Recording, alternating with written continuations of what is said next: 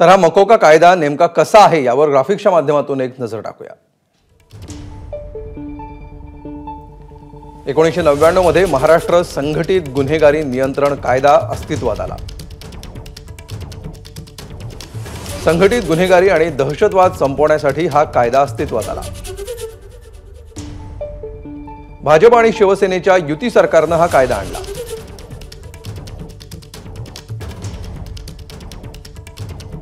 दोन जानेवारी 2002 पासून केंद्राने देशभर हा कायदा लागू केला।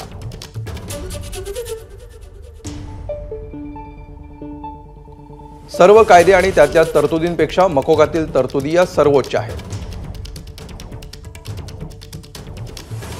मकोकामुळे पोलिसांना कुणावरही पाळत ठेवण्याचा अधिकार मिळतो।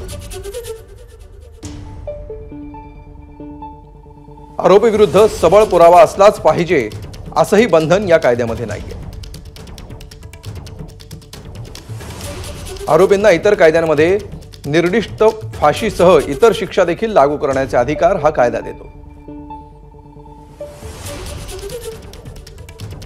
2006च्या मुंबई बॉम्बस्फोटाचा खटला मकोका अंतर्गत चालला।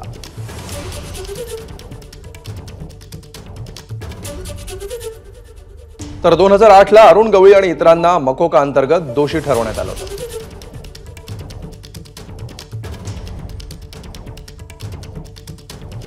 दोन 2013च्या IPLच्या मॅच फिक्सिंग प्रकरणामध्ये देखील हाच कायदा लावण्यात आला होता। मालेगाव बॉम्बस्फोट प्रकरण सुद्धा मकोका लावूनच चालवलं जात आहे।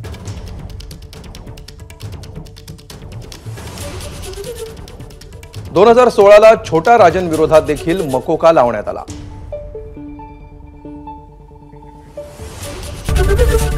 ABP माझा, उघडा डोळे बघा नीट।